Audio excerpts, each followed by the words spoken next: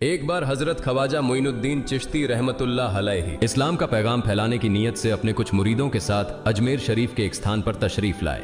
जिस मुकाम पर हजरत ख्वाजा मोइनुद्दीन चिश्ती रहमतुल्लाह अलैहि ने क़याम किया, वहां के करीब ही एक बड़ा तालाब था जिसे स्थानीय हिंदू लोग अनासागर कहते थे।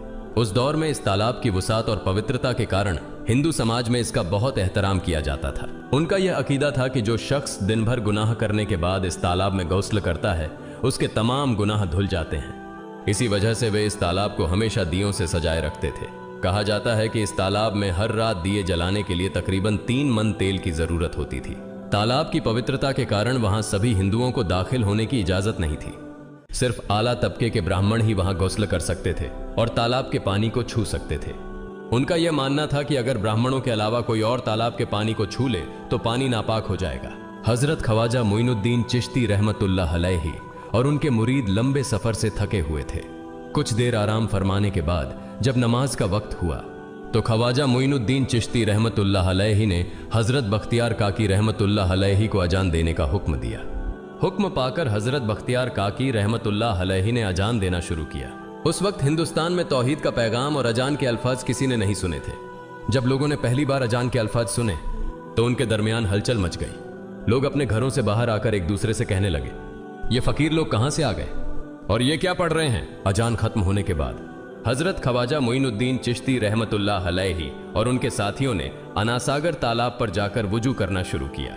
जब हिंदू पुजारियों ने देखा कि एक अजनबी दरवेश उनके मखसूस तालाब का इस्तेमाल कर रहा है तो उनके दिल में गुस्से की आग भड़क उठी।